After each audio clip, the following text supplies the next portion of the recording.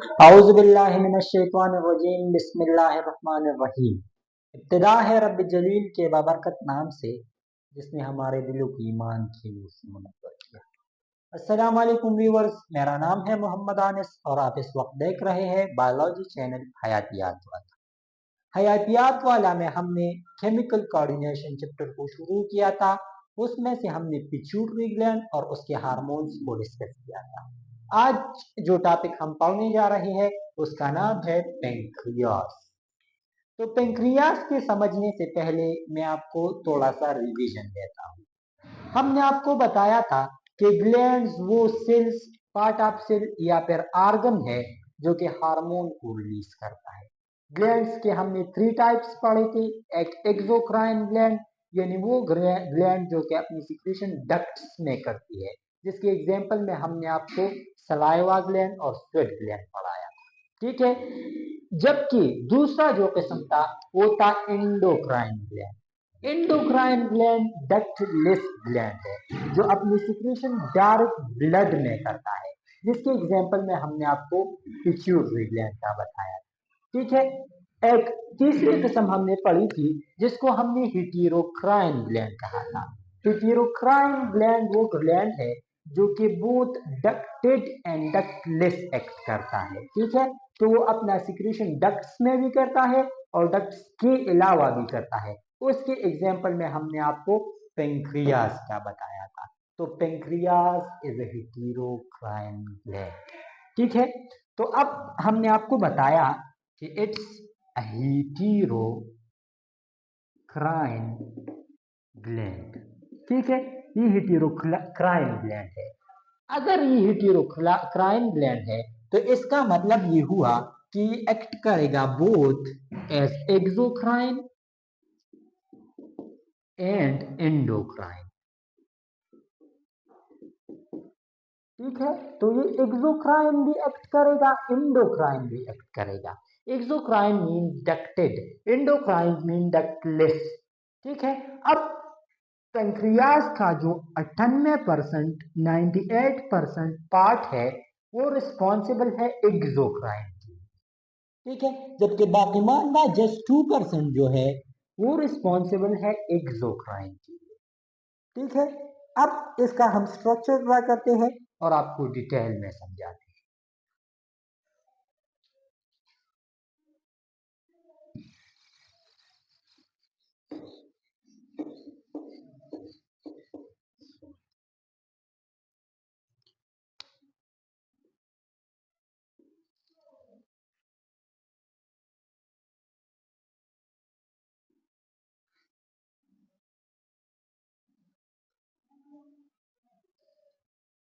This is pancreas, Urdu में इसे हम लबलबा कहते हैं, ठीक है।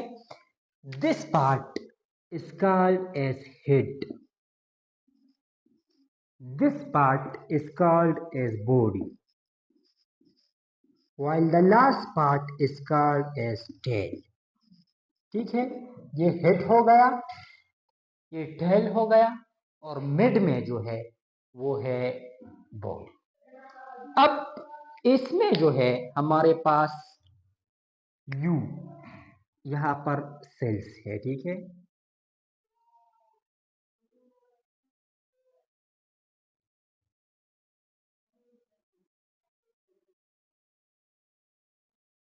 ये सेल्स हो गए, ये हमारे पास यू डक्ट आ गई, ठीक है। अब इसके दरमियान में हमारे पास यहाँ पर ये एक्सेल हो गया। मुझे जरा वो दूसरा वाला मार्कर दे देना। तो ये हो गया हमारे पास these cells, the blue one are called as जी एसेनर सेल्स, ठीक है। Acinar cell, acinar cells, acinar cell, the plural is acini, okay, these are acinar cells. Up this one, the middle one, is called as centroacinar. Acinar, ये centroacinar हो गया। जबकि this one is called as pancreatic duct. Okay, this one is called as pancreatic duct. ठीक है, ये हो गया pancreatic duct. अब एसिनर सेल्स क्या करता है और सेंट्रोएसिनर सेल्स क्या करता है? एसिनर सेल्स जो है W1 एसिनर सेल्स जो है ये हमारे पास एंजाइम्स रिलीज करते हैं। ठीक है, एंजाइम्स रिलीज करते हैं। जबकि सेंट्रोएसिनर सेल्स जो है ये हमारे पास रिलीज करता है सोडियम बाइकार्बोनेट। ठीक है, the CO3 ion, this ion is called as carbonate ion, while this one is a sodium, and if the H is between these elements, or maybe here will be copper or etc. Okay, the period 1 or period 2. ठीक है, जब sorry, not the period 2, just the period 1. If there is the period 1 elements and at the end it has a carbonate ion, then the middle H is called as bi. ठीक है, sodium by hydrogen के लिए carbonate ion, तो इसे हम कहते हैं sodium bicarbonate. ठीक है, this one is called as sodium bicarbonate. तो सेंट्रोएसिनर जो है ये सोडियम बाइकार्बोनेट रिलीज करता है, जबकि एसिनर सेल्स जो है ये एंजाइम्स रिलीज करते हैं, और सोडियम बाइकार्बोनेट और एंजाइम्स मिलकर एक जूस बनाते हैं जिसे हम पैंक्रियाटिक जूस कहते हैं। ठीक है, the collection of these two is called as pancreatic juice.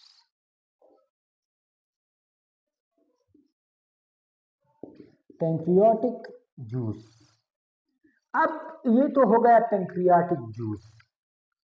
हमने आपको बताया द 98% इज जी exocrine. This is exocrine because there is a duct for pancreatic juice, therefore called as exocrine. ठीक है, तो ज्यादा हिस्सा जो लबलबा का जो मेन पार्ट है ये पैंक्रियाटिक जूस क्रिएट करना है। ठीक है, मेन पार्ट। ठीक है, हमने आपको पहले भी बताया कितना है, 98% है। तो ये हो गया पैंक्रियाटिक जूस। एसिनर सेल्स और सेंट्रोएसिनर सेल्स मिलकर पैंक्रियाटिक जूस बनाते हैं। जबकि ये पैंक्रियाटिक डक्ट में आता है, वो किस तरह पर डाइजेस्टिव सिस्टम में एक्ट करता है वो हम आपको बताते हैं। तो ये तो हो गया इस एक्सोक्राइन पार्ट। ठीक है, ये हमने आपको शॉर्ट में समझाया। अब हम आते हैं एंडोक्राइन पार्ट की जाने। तो हमारा ये चैप्टर जो मेनली कंसर्न है वो एंडोक्राइन के साथ है। ठीक है, अब यहाँ पर क्लस्टर ऑफ सेल्स है। ठीक है, मिसाल के तौर पर ये एक हो गया, ये दूसरा हो गया,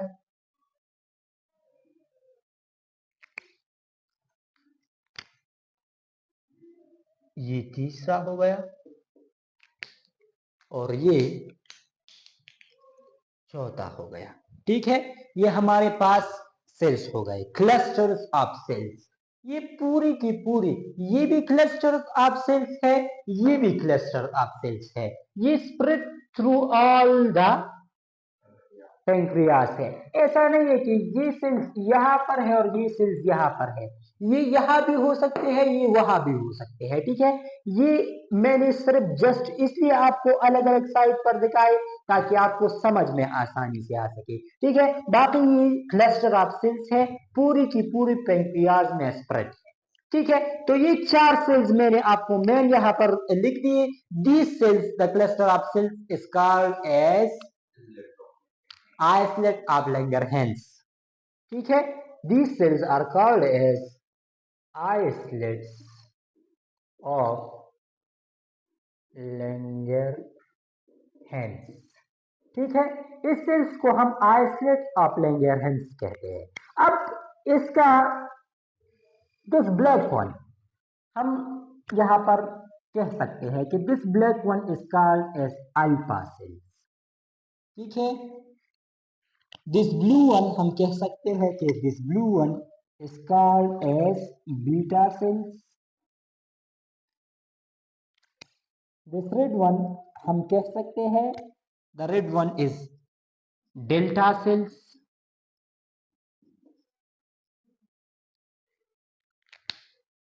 while the green one is called as PP cells। ठीक है, इसको हम PPP सेल कहते हैं। अब दिस पार्ट यहां से हम आपको एक कट लगाते हैं, वो हमने आपको बताया जस्ट फॉर व्यूअर। ठीक है, ये हमने कट लगाया। This part, this side is exocrine, okay, while this side is endocrine। हमने आपको एक्सोक्राइन के बारे में बताया। एसेनर सेल्स और सेंट्रो एसेनर सेल्स जो है ये पेंक्रियाटिक जूस निकालता है जो कि आता है पेंक्रियाटिक डक्ट में। ये डायग्राम आपको समझ में आ गई। अब जरा हम एक और डायग्राम यहां पर बनाते हैं। यहां पर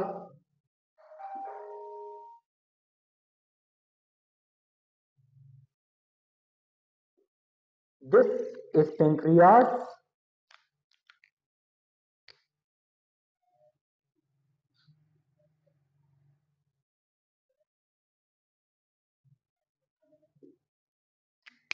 ठीक है। अब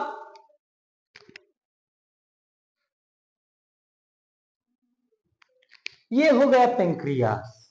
यहां पर this is called as pancreatic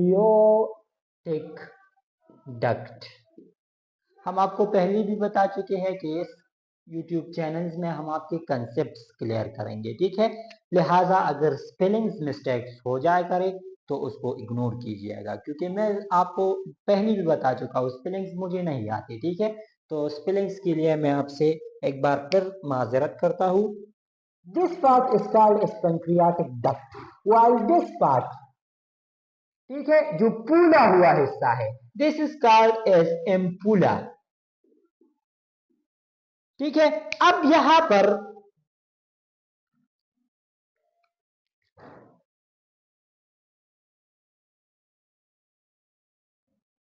यहां से यू मैंने एक डक्ट निकाली। ये डक्ट जो है ये कनेक्ट होता है गाल ब्लैडर से। ठीक है, जो कि बाइल सिक्रीशन करता है। जबकि यहां से क्या आता है, यहां से पेंक्रियाटिक जूस आता है जो कि एसेनर सेल्स और सेंट्रो एसेनर सेल्स मिलकर बनाते हैं। तो यहां से मैं आपको जरा ड्रा करता हूं।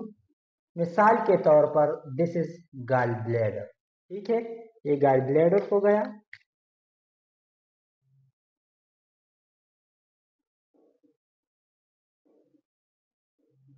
ये आ गई यहां पर, ये हो गया gall bladder. This is gall bladder. ठीक है, ये गाल ब्लैडर डक्ट हो गया। ठीक है, दिस वन इज डक्ट।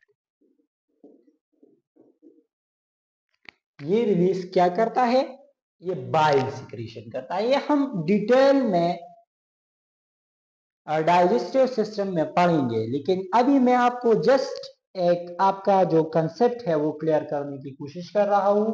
ये गाल ब्लैडर हो गया, ये रिलीज करता है हमारे पास बाइल, ये बाइल सिक्रीशन करता है। जबकि ये पेंक्रियाटिक डक्ट है, हमने आपको बताया कि किस तरह पेंक्रियाटिक जूस बनता है।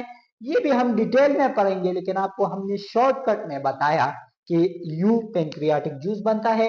तो ये जो है ये पेंक्रियाटिक डक्ट क्या करता है, पेंक्रियाटिक जूस निकलता है, पेंक्रियाटिक जूस, ठीक है, ये पेंक्रियाटिक जूस हो गया। अब ये तो हो गया दिस पार्ट। तो गॉल ब्लैडर से यहां पर आता है क्या, बाइल, और यहां से क्या निकलता है, पेंक्रियाटिक जूस। ये दो।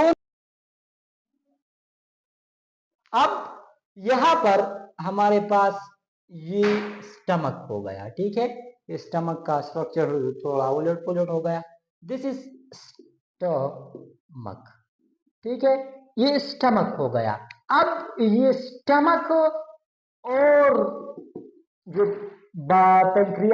पेंक्रियास है, ये जिस चीज से कनेक्टेड है दरमियान में, जिसको हमने ग्रीन से ड्रॉ किया है, this green one is called as sphincter of Oddi, sphincter of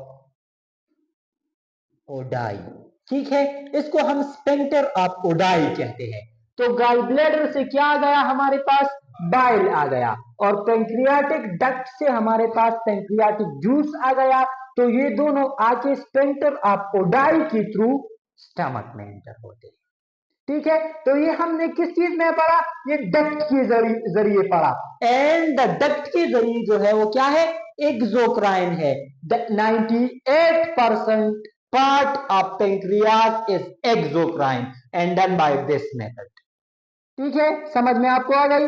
मैं आपको एक मर्तबा फिर बताता हूं, दिस इज पेंक्रियास, ठीक है, पेंक्रियास में हमारे पास ये वाला पार्ट जो है, this part, the duct part is called as pancreatic duct because it carries the pancreatic juice, while the wider part is called as ampulla. In the wider part, the gallbladder releases the bile, and here the pancreatic juice and the bile transfer to stomach by a wall, a sphincter called a sphincter of Oddi.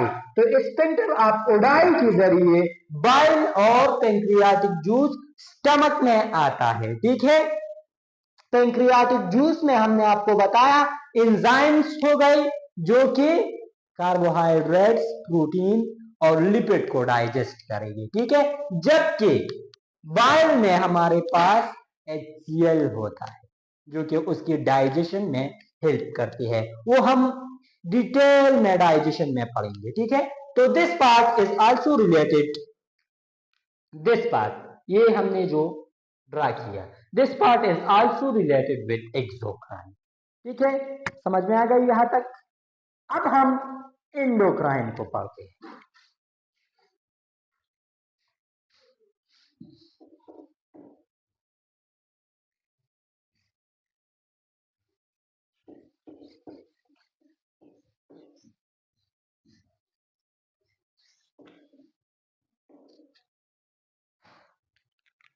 तो alpha cell, beta cell, delta cell and PP cell, ठीक है।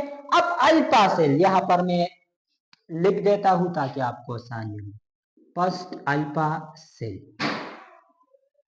Second beta cells, third delta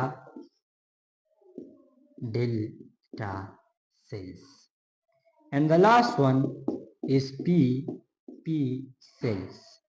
ये cluster of cell है, मैंने आपको बताया islet of Langerhans जो है वो क्लस्टर ऑफ सेल्स है। तो ऐसा नहीं है कि उसमें सिर्फ ये 4 सेल्स है, लेकिन चूंकि हम अभी सिर्फ और सिर्फ इंटरमीडिएट लेवल तक है, लिहाजा हम ये 4 डिस्कस करें तो ये इनफ है। अल्फा सेल्स, अब अल्फा सेल्स क्या करता है, alpha cells release the hormone called as glucagon, glucagon, ठीक है, जबकि the beta cell release the hormone called as insulin, insulin, ठीक है। The delta cell release the hormone called as somatostatin, statin, ठीक है। जबकि पीपीपी सेल, पीपी सेल्स, ठीक है, ये है पैंक्रियाटिक पॉलीपेप्टाइड सेल्स, ठीक है, ये है पैंक्रियाटिक पॉलीपेप्टाइड सेल्स। तो अब पैंक्रियाटिक पॉलीपेप्टाइड सेल्स और सोमैटोस्टैटिन ये हमारे कोर्स में इंक्लूड नहीं है, जबकि ग्लूकागान और इंसुलिन है। तो ग्लूकागान और इंसुलिन को हम डिटेल में पढ़ते हैं, जबकि यहाँ पर मैं आपको बताता चलूं, the pancreatic polypeptide inhibits the pancreatic juice, ठीक है।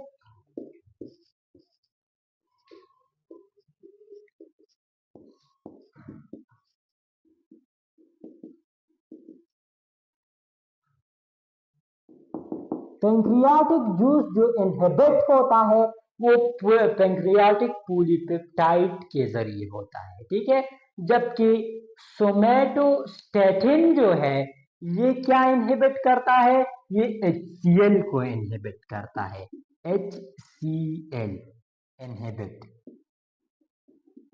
अभी हमने आपको बताया कि जो पैंक्रियाटिक जूस है वो is inhibit by the pancreatic polypeptide cells while the HCl is inhibited by the hormone called as somatostatin hormone, ठीक है।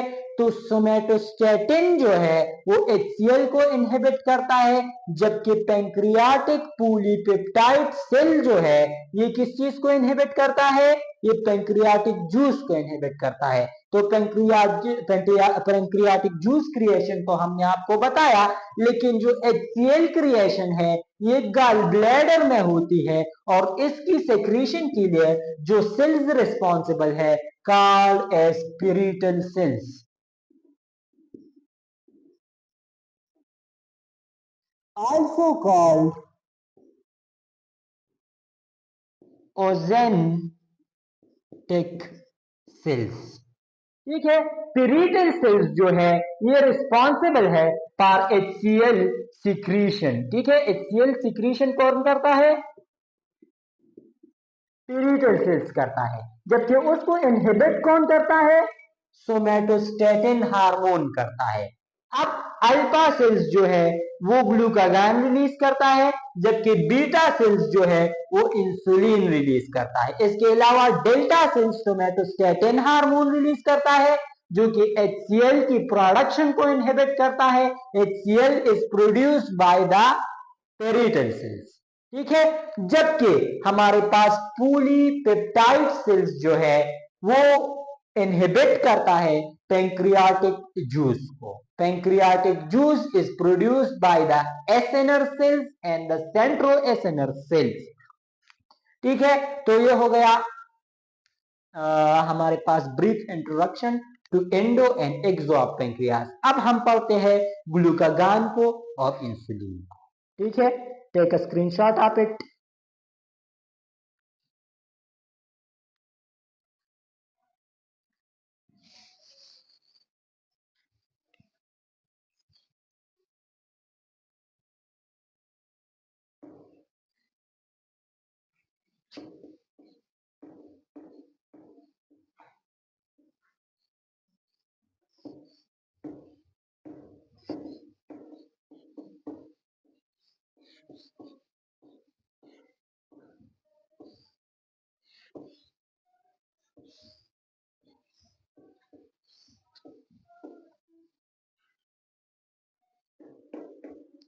अब glucagon, glucagon, what is glucagon? Glucagon एक हार्मोन है, हम आपको बता चुके हैं, जो कि रिलीज होता है अल्फा सेल से।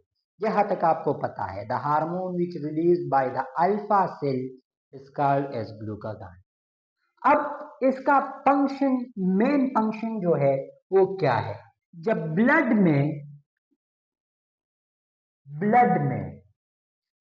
में शुगर अमाउंट कम हो जाए, ठीक है, तो ग्लूकागान उसको बढ़ाता है, ठीक है। ग्लूकागान क्या करता है? ब्लड में शुगर की मकदार को बढ़ाता है। ठीक है, glucagon is a hormone which increase the sugar level in blood. ठीक है, the hormone released by the alpha cells of pancreas, which increase the level of glucose or sugar in blood is called as ग्लूकागान। ठीक है, तो उस hormone को हम क्या कहते हैं? उसको हम ग्लूकागान कहते हैं। The hormone release by the alpha cells of pancreas which increase the level of glucose in blood is called as glucagon. ठीक है, ये तो हो गया ग्लूकागान का डिफिनीशन। अब इसका टारगेट क्या है? जी बताइए, टारगेट क्या होगा? हम आपको बता चुके हैं, डायरेक्टली नहीं बताया है, लेकिन इनडायरेक्टली कभी कुछ बार हम आपको बता चुके हैं कि इसका टारगेट क्या हो। Glucose, glucose is stored in form of glycogen and glycogen stored in a liver, and the cells of liver is called as hepatocytes. The target is hepatocytes.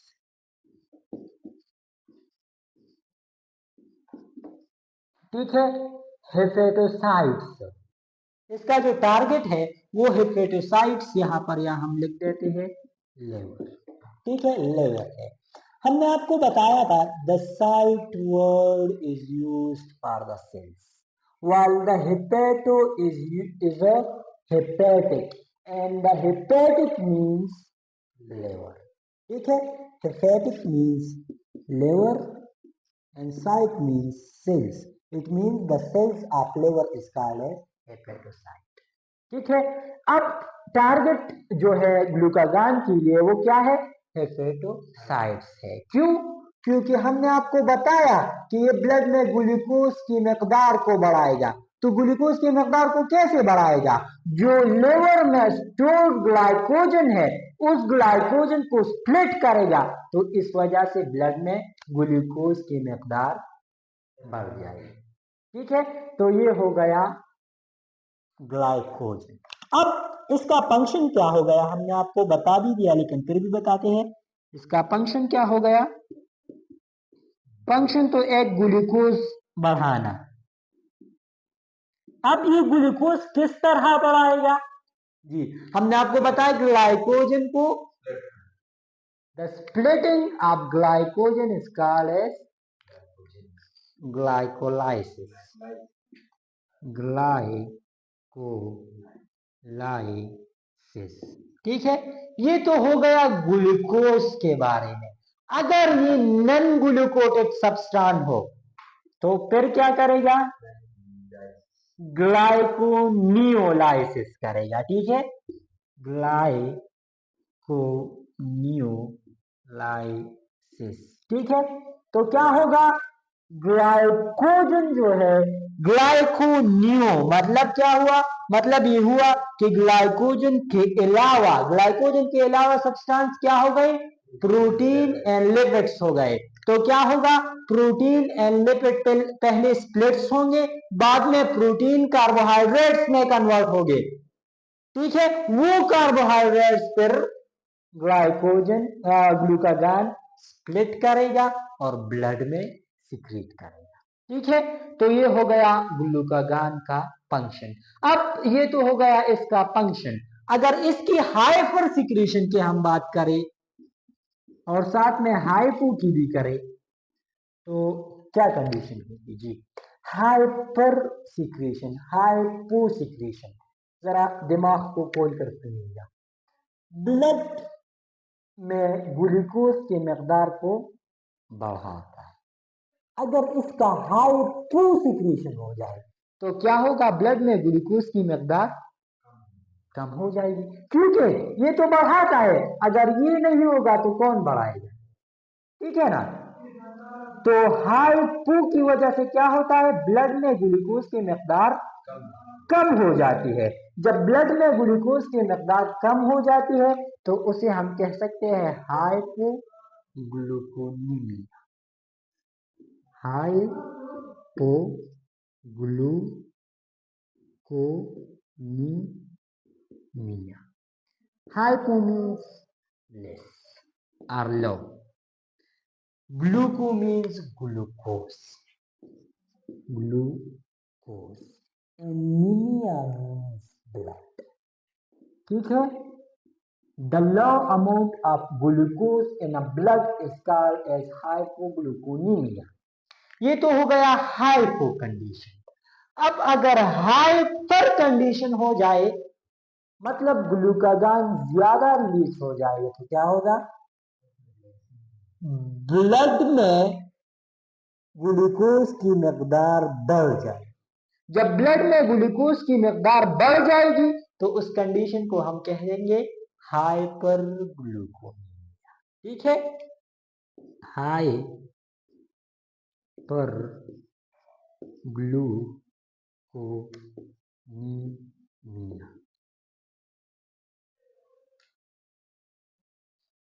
ठीक है। तो ये तो हो गया hyper gluconemia. The more amount of glucose in a blood is called as hyper gluconemia. यहाँ इन दोनों चीजों को याद रखें, अपने जहन में यहाँ ये दोनों चीजें रखें। अब हम इंसुलिन को पढ़ते हैं, वहां पर मैं आपको एक बात बताता हूँ। यहाँ पर एक और बात बताता चलूं, ग्लूकागोनोमा is also a disease caused by the hypersecretion of glucagon. Glucagonoma.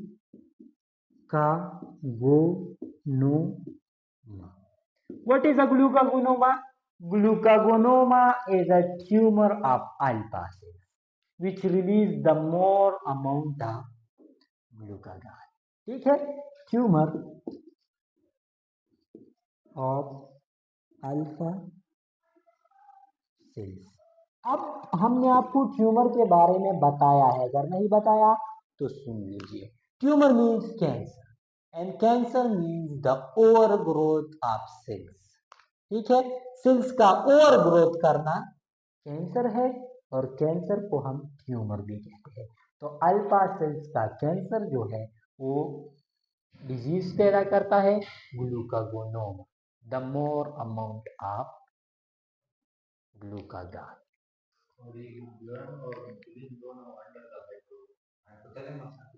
अब नहीं, हाइपोथैलेमस अंडर आते हैं, जितनी भी हार्मोन है वो अंडर द हाइपोथैलेमस आते हैं, लेकिन ये पिट्यूटरी के अंडर नहीं आते, ठीक है। पिट्यूटरी ग्लैंड के हार्मोन नहीं है। यहां पर बात सुन लीजिएगा, जितनी भी हार्मोन है उसका कंट्रोलर, मेन कंट्रोलर कौन है, हाइपोथैलेमस है, चाहे वो पिट्यूटरी के है या और है। मेन कंट्रोलर उसका क्या है, हाइपोथैलेमस है। अगर इसकी सिक्रीशन की हम बात करें तो इसका सिक्रीशन ब्लड में ग्लूकोज की मकदार डिसाइड करता है, ठीक है। ब्लड में अगर ग्लूकोज की मकदार कम हो जाए तो ग्लूकागॉन ऑटोमेटिकली रिलीज हो। ब्लड में अगर ग्लूकोज की मकदार बढ़ जाए तो ग्लूकागॉन रिलीज होना बंद हो जाए, ठीक है। ये हो गया ग्लूकागॉन, नोटेड।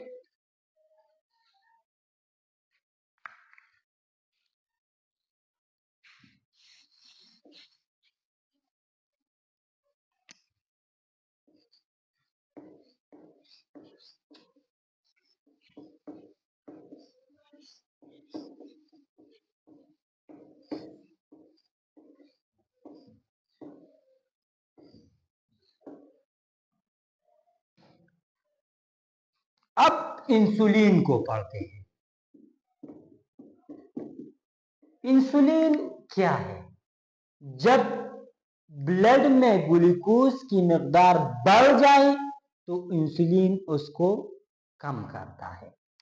जब blood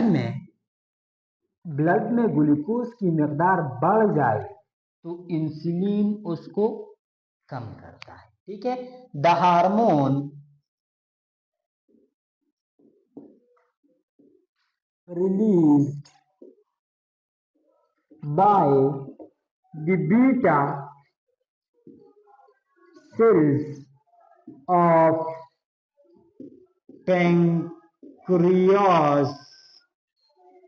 which decrease the sugar level in blood में शुगर की मकदार को कम करना इंसुलिन का काम है, और ये रिलीज होता है बीटा सेल से। हम आपको ये बात बता चुके हैं। अब ये तो हो गया इंसुलिन का इन्फो। अब इंसुलिन का टारगेट क्या है जी, बताइएगा।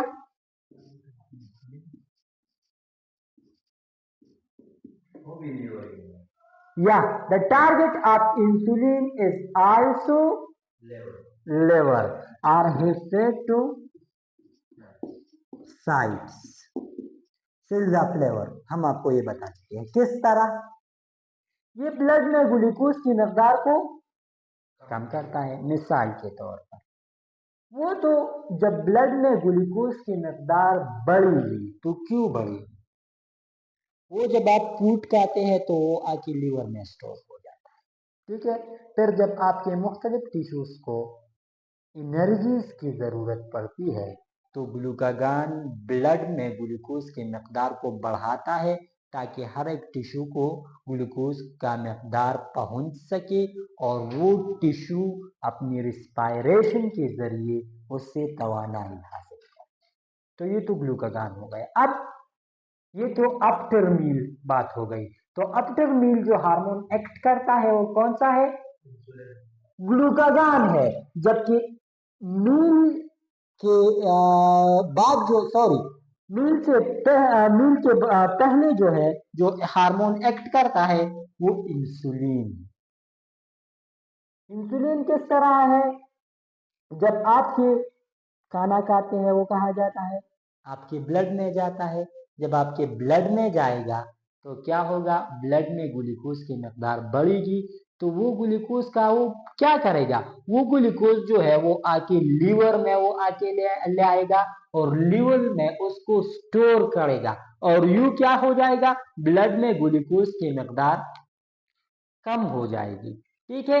इसीलिए कहते हैं कि इंसुलिन किस चीज के लिए काम करता है? आफ्टर द फूड, जब आप फूड को ईट करेंगे तो उस दौरान ये रिलीज होता है। इसीलिए शुगर्स के जो बीमार होते हैं, जो पेशेंट्स होते हैं, उनको कहा जाता है कि आप इंसुलिन का टेस्ट खाने से पहले करें तो वो बेहतर है बनिस्बत इसकी कि आप खाने के बाद इंसुलिन का टेस्ट करें। ठीक है। तो ये तो हो गया हेपेटोसाइट्स, इसका टारगेट हो गया। यहाँ तक क्लियर है।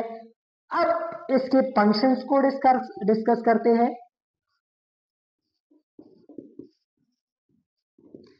फंक्शंस इसके क्या है? तो पहले ही मैं आपको बता चुका हूं, decrease the sugar level in blood. ठीक है। ब्लड में शुगर की लेवल को कम करता है। अगर ब्लड में शुगर की लेवल को कम करता है तो वो शुगर का ये क्या करता है जी, बताइएगा। वो लीवर में आके स्टोर करता है। तो लीवर में आके स्टोर जब होता है तो वो क्या होगा? ग्लाइकोजन बनेगा। The process of glycogen formation is called as glycogenesis. ठीक है। इसको हम कहेंगे ग्लाइकोजेनेसिस। Genesis means formation. ठीक है। Glycogenesis means the formation of glycogen. सिर्फ ग्लाइकोजेनेसिस नहीं होगा, और भी होगा। क्या होगा? ग्लाइकोनियोजेनेसिस। अब अगर ये प्रोटीन का होगा तो प्रोटीनोजेनेसिस होगा, अगर ये लिपिड का होगा तो लिपोजेनेसिस होगा। ठीक है, ये हो गए हमारे इसके मेन फंक्शंस। अब इसकी हाइपो और हाइपर सिक्रीशन के बारे में पढ़ते हैं।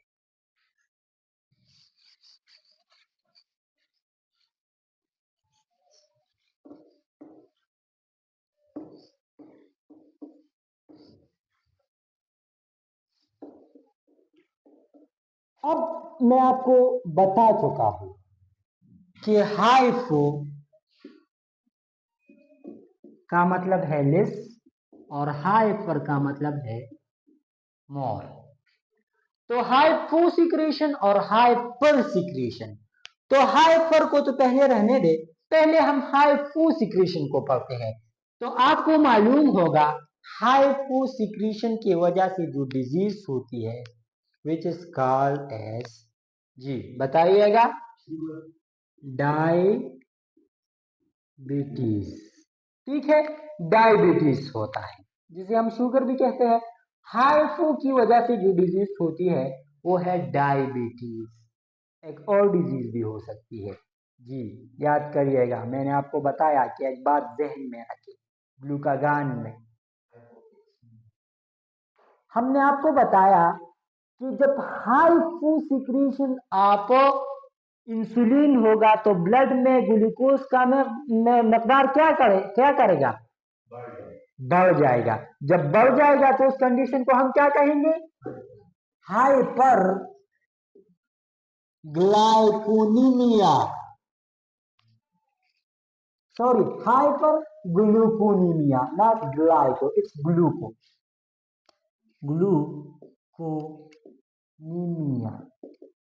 Hyper means more, gluco means glucose, anemia means blood. The more amount of glucose in blood is called as hypergluconemia. ये तो हो गया हाइपो की वजह से। हाइपर की वजह से बिल्कुल इसकी उलट कंडीशन होगी।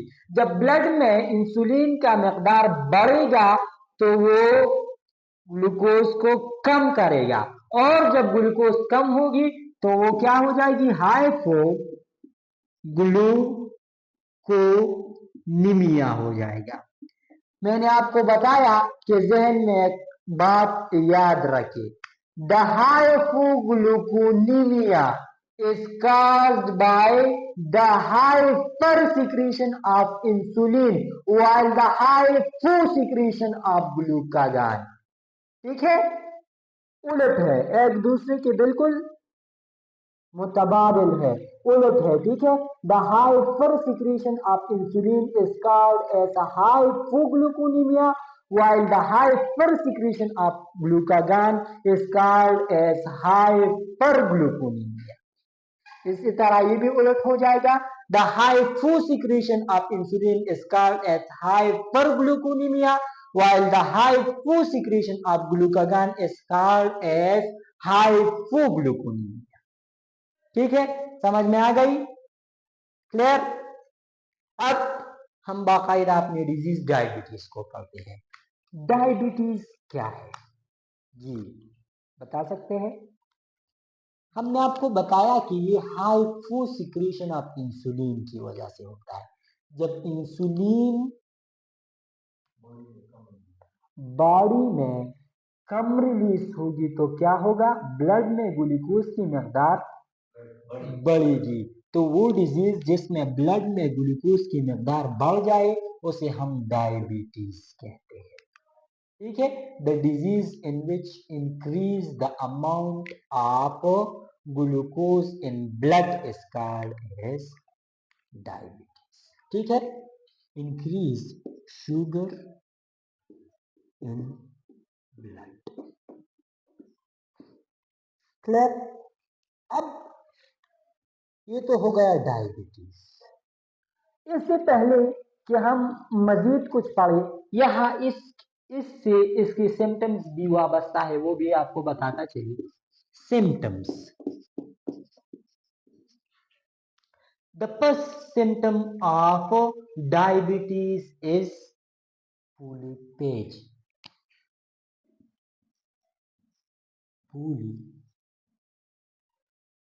सबसे पहले हम पुलिपेज ही नहीं पढ़ते, सबसे पहले हम पढ़ते हैं ग्लूकोसूरिया। ग्लूकोसूरिया, उसके बाद में आप पुलिपेज आसानी से समझेंगे। अब ग्लूकोसूरिया क्या है?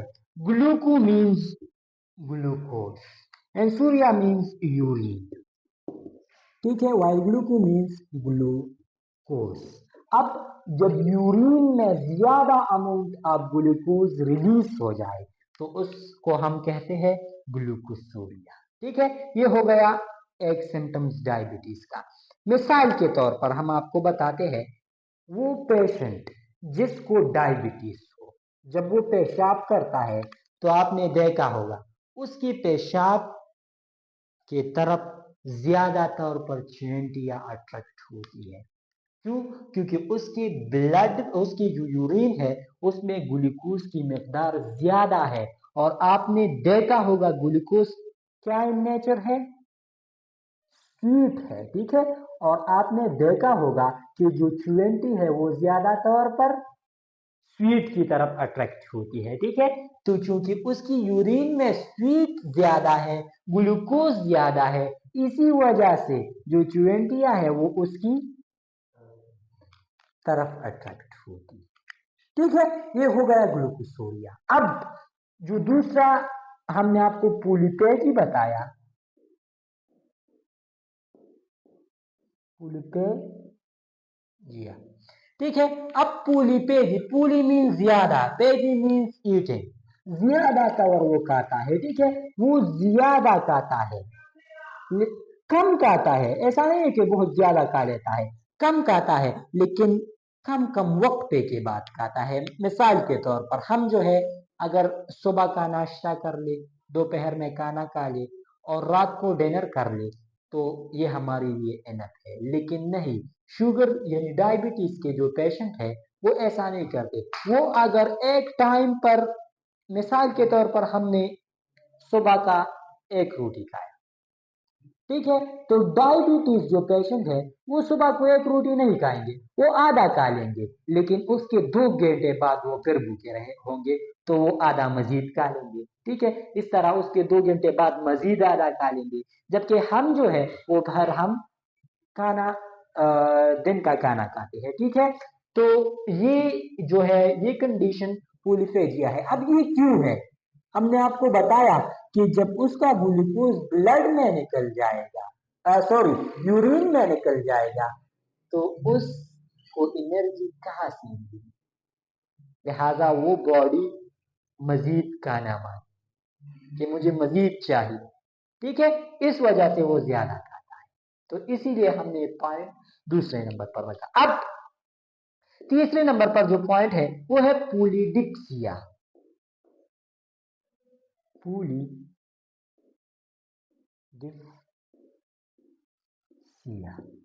पूली मीन्स ज्यादा, dipsia means thirst, dipsia means thirst, यानी उसको थर्स्ट ज्यादा लगती है, ठीक है, उसको जो प्यास है वो ज्यादा लगती है। अब क्यों ज्यादा लगती है, मैं आपको एक सादा मिसाल देता हूं।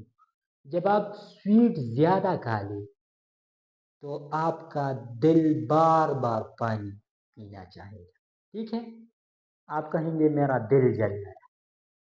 वो क्या होता है, आपके ब्लड में ग्लूकोज का अमाउंट बढ़ जाता है, ठीक है।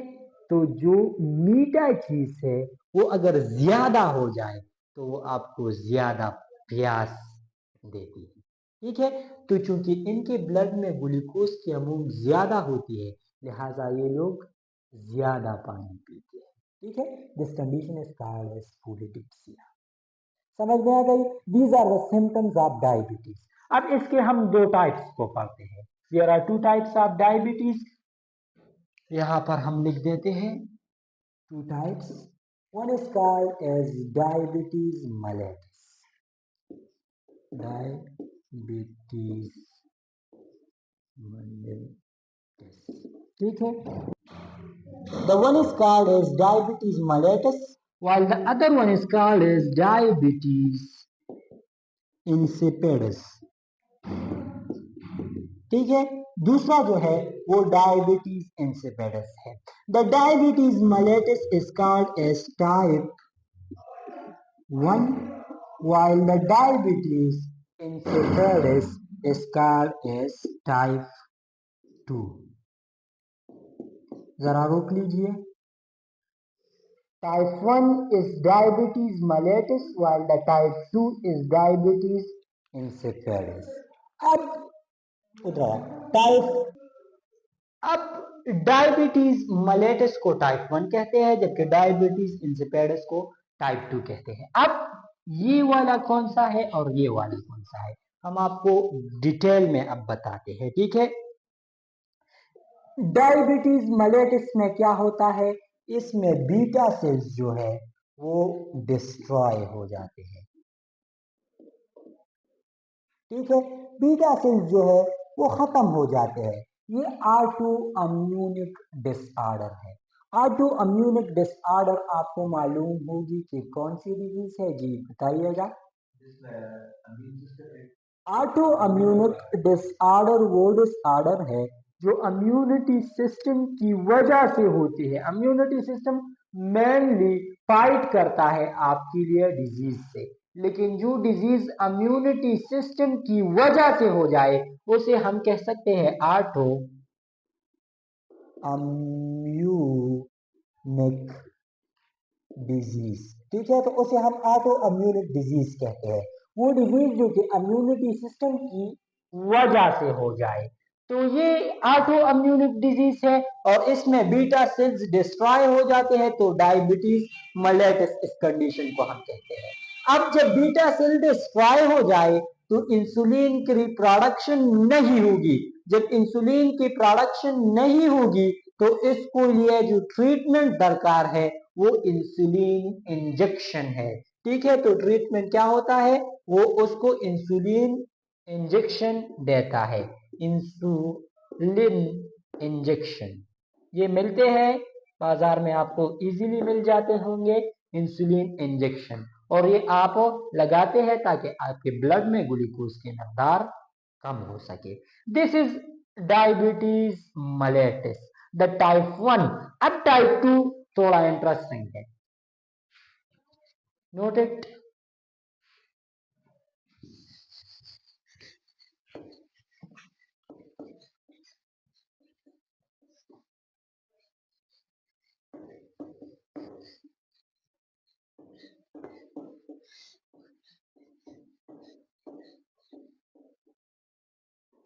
अब हमने आपको बताया कि जो ग्लूकोज जब ब्लड में बढ़ जाए तो वो लिवर में आता है और लिवर में उसकी क्या होती है, स्टोरेज होती है.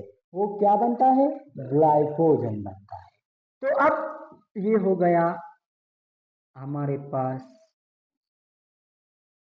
लिवर, ये आ गया हमारे पास लिवर. स्ट्रक्चर थोड़ा सा गलत बन गया, बिल्कुल जस्ट लाइक अ माइस. अब ये स्ट्रक्चर लिवर है हमारे पास. अब इसके ये सेल है. ठीक है. This one is liver cell and the cell of liver is called as hepatocyte. This one is hepatocyte. अब ऐसा नहीं है कि सेल में कोई भी मुंह उठाकर आके घुस जाता है. ठीक है. मिसाल के तौर पर अगर आप किसी स्कूल या कॉलेज में एंटर करते हैं तो उसके लिए गेट पर एक चौकीदार मुकर्रर होता है.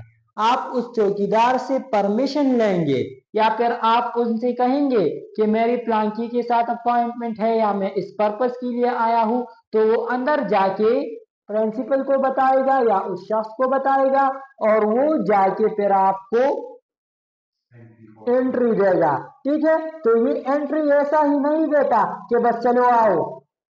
तो जब इंसुलिन आता है तो इंसुलिन यहाँ पर पहले चौकीदार से मुखातिब होता है, और ये चौकीदार जो है इसे हम कह सकते हैं रिसेप्टर्स। ठीक है, तो हेपेटोसाइट्स जो है इन सेल्स पर इंसुलिन के लिए अपने रिसेप्टर्स है, जिसे हम इंसुलिन, इसको हम इंसुलिन रिसेप्टर्स कहते हैं। ठीक है, इस पर अपने इंसुलिन के लिए रिसेप्टर्स मौजूद है। जब इंसुलिन आता है तो पहले इन रिसेप्टर्स, इन चौकीदार से पूछता है कि आया मैं अंदर जा सकता हूं या नहीं। ठीक है, तो ये रिसेप्टर्स जो है ये उसको फिर एंट्री देते हैं। ठीक है, तो बाज औकात आपकी डाइट की वजह से ये रिसेप्टर डिस्ट्रॉय हो जाते हैं। तो इन केस में आपकी बीटा सेल्स इंसुलिन तो प्रोड्यूस करती है, लेकिन वो ग्लूकोज को लिवर में स्टोर नहीं कर सकता। क्यों? क्योंकि चौकीदार अगर मर जाए तो फिर तो आप अंदर नहीं घुसेंगे, गेट तो लॉक हो जाएगा। ठीक है, मिसाल के तौर पर अगर गेट को ताला लग गया तो फिर आप तो अंदर नहीं जा सकते। लिहाजा ये अगर डिस्ट्रॉय हो जाए तो अंदर जाने का रास्ता बंद।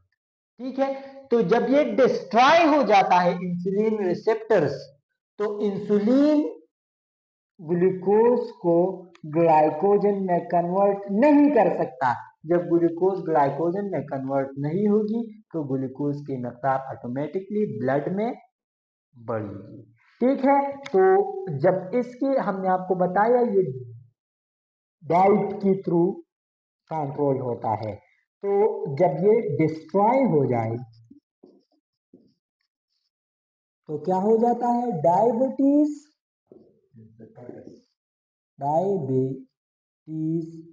इंसिपिडस हो जाता है। ठीक है, अब ये हो गया टाइप 2।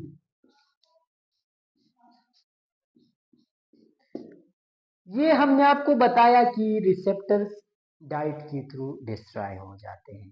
तो ये रिसेप्टर्स जो है ये ऐसा नहीं है कि मुकम्मल तौर पर डिस्ट्रॉय हो जाते हैं, बास तो मुकम्मल तौर पर हो जाते हैं, जबकि बास रीजनरेटेबल होते हैं। ठीक है, मिसाल के तौर पर अगर आपकी हड्डी टूट जाए तो इसका तो ये मतलब नहीं है कि आपका हाथ ही बेकार हो गया, नहीं, बल्कि अगर आप उसकी प्रॉपर ट्रीटमेंट करें और आप ऐसे सब्सटेंस खाएं जिसमें कैल्शियम का अमाउंट ज्यादा हो, तो उस बोन की एडजस्ट होने और सही होने के लिए वक्त दरकार है, और वो वक्त जब वो आप उसको देते हैं तो वो बोन क्या हो जाएगा? रिकवर हो जाएगा। तो इसी तरह अगर ये डिस्ट्रॉय हो जाए, अगर डिस्ट्रॉय हो जाए तो फिर तो बात खत्म। लेकिन अगर ये रिकवरेबल हो और आप ऐसी ग़िज़ाएं खाएं जिनसे ये रिकवर हो सके, तो आपकी ये डायबिटीज ठीक हो सकती है। तो इट्स बी ट्रीटेबल, जबकि पहले वाला जो कंडीशन था वो तो अनट्रीटेबल है। इंसुलिन इंजेक्शन उसका ट्रीटमेंट नहीं है, याद रखना, वो तो जस्ट वक्त गुजारने का एक तरीका है, वो तो आप एक्सटर्नल से लेते हैं। ठीक है, तो वो तो उसका एक किस्म का ट्रीटमेंट नहीं आप उससे कह सकते हैं। जबकि इसका अगर आप ट्रीटमेंट लेना चाहे, आप अपने डाइट को बेहतर करें, ग्लूकोज को कम खाए, ठीक है, शुगर कम खाए, तो आपका जब डाइट कम हो जाएगा तो उसमें डाइट में अगर आपकी शुगर लेवल कम हो जाएगी तो आपका जो ये डायबिटीज है, ये डिजीज आपका ठीक हो सकता है। ठीक है, तो इसके लिए ट्रीटमेंट क्या होगा? मेडिसिन भी हो सकती है और इसके अलावा डाइट डाइट भी हो सकता है। ठीक है, डाइट को बेहतर कीजिएगा, बेहतरीन ग़िज़ा में ही बेहतरीन सेहत है। ठीक है, तो ये आज का हमारा लेक्चर था। उम्मीद करता हूँ कि आपको पसंद आ गया है। अगर आपको पसंद आ गया हो तो हमारे चैनल हयातियात वाला को सब्सक्राइब करिएगा, साथ में बेल आइकन को प्रेस करिएगा ताकि आने वाली वीडियोस की अपडेट्स और नोटिफिकेशन आपको मिलती रहे। ठीक है, इंशाल्लाह कल आपको इस केमिकल कोऑर्डिनेशन का लास्ट लेक्चर पढ़ाएंगे। इसके बाद केमिकल कोऑर्डिनेशन चैप्टर हमारा एंड अप हो जाएगा। ठीक है, कल मिलते हैं एक और वीडियो की। तब तक के लिए